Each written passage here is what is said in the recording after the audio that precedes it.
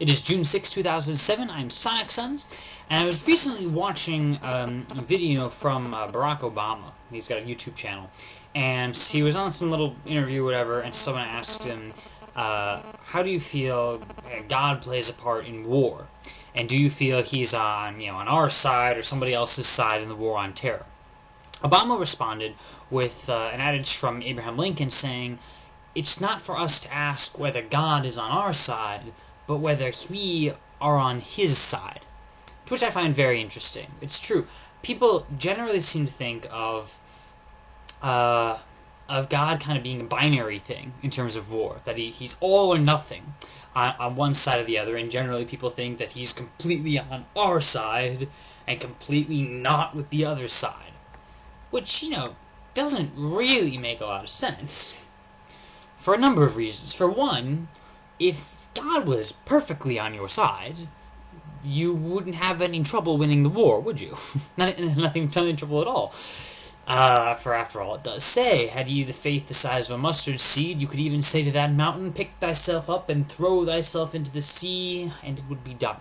And of course, nobody has that power because nobody's that perfect. No person or organization of people. But moving on from the theoretical level of that, there's the binary idea I mentioned, that God is or isn't on our side, and he is on our side, and not with the enemy. And don't get me wrong, God is surely more with us than he is with the flipping terrorists. I mean, come on. Terrorists intentionally murder innocent civilians.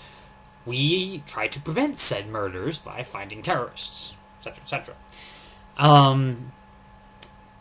But God is, he's the source of all things good, you see.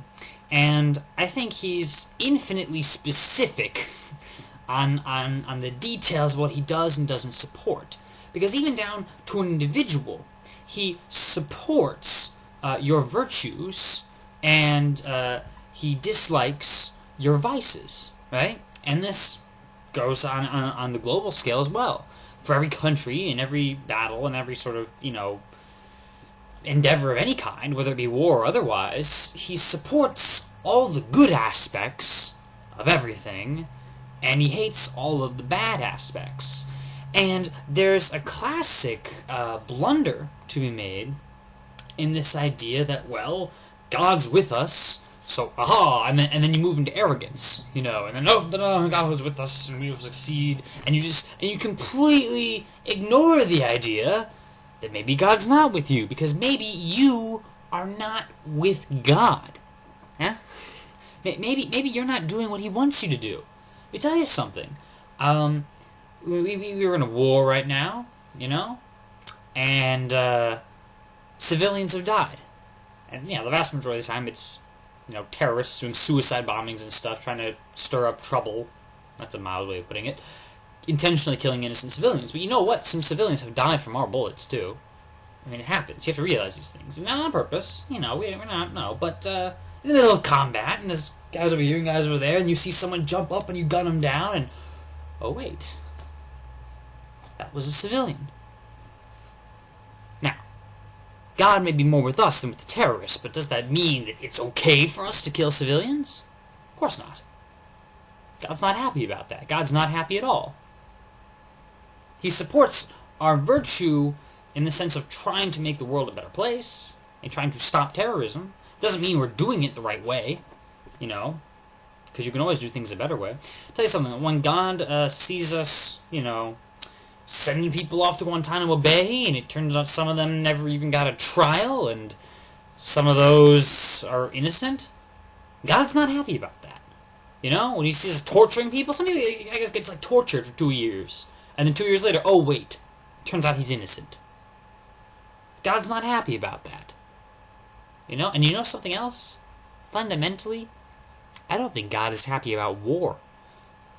Now don't get me wrong, wars can be fought with more or less justification. Obviously, in World War II, the Allied powers were far more justified than the Axis powers. Axis powers wanted to conquer the world for their own evil means, and the Allied powers just wanted to, stop them from conquering it. Maybe put some democracy back in the world, you know. Good things. So, God would be more on that side of things, but it doesn't mean he's bang on our side and, you know, all of God's power is with you. No heck. No way. No way at all. You know. Heck no. Because we're still flawed. We're still sinners. By virtue of the fact that we've been going to war. You know, I think God hates all violence.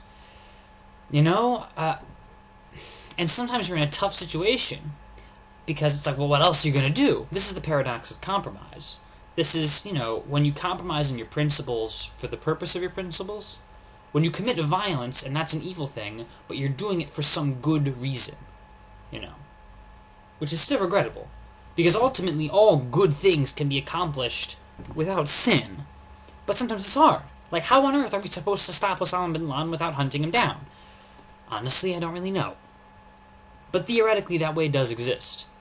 And had we faith the size of a mustard seed, we'd know what it was. We'd find a way to do things without violence. Or you know what? At least with less violence. Surely we can do a little bit better than we're currently doing. Kill just a few fewer civilians. Huh? Or no civilians. Or even a few not as many combatants. You know? But if we could find a way to take more prisoners, rather than killing people all the time. Better to take a man prisoner than to kill him, right? I'd say so. That causes less violence, there's less evil to it. So it's a complex thing. It's spectrumalistic. You can be more or less on God's side. And you have to be aware of that in order to avoid arrogance. Another thing Abraham Lincoln said was that each side claims to be on God's side. And both sides may be wrong, but not both of them can be in the right. There you go. That's another thing. Because, of course, the terrorists also claim God is on their side. He's not. In my humble analysis of the situation, God does not tolerate vicious murder. That much should be obvious. But evil as the enemy is, we have to be aware of our own evil, our own sins, our own flaws. And sometimes, and here's the tricky part, you find good things in the enemy. Now, don't get me wrong. I don't know of anything good about terrorism. Anything. But somebody, a good number of somebodies, have started to think that all Muslims are terrorists, right? Some people think that, and they think that that Muslims are the enemy, right? And all those people, everybody in Iraq is evil, except us, you know. And if you start thinking of the whole group as the enemy, then guess what? You're going to find that your enemy has some virtue, because there are plenty of Muslims who are not terrorists. There are plenty of Muslims who are great people.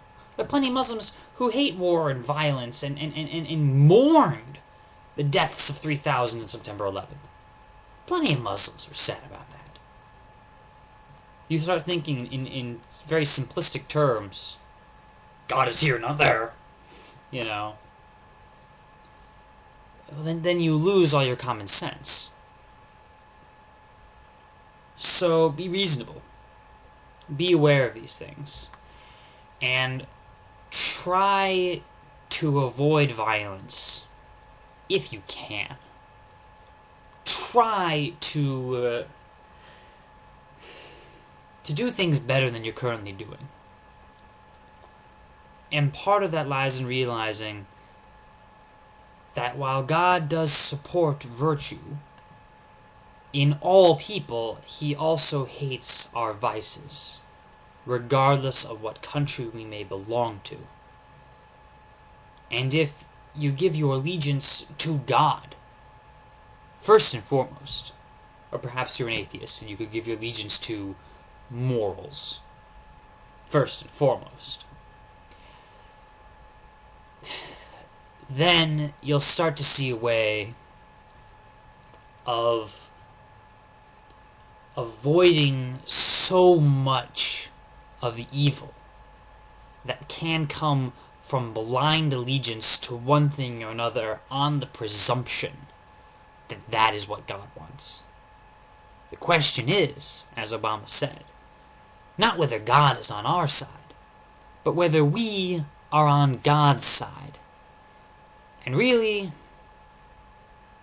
nobody's perfect. So all of us, from individuals to countries, have to keep working on it. That's my take. Thanks for watching. See you later.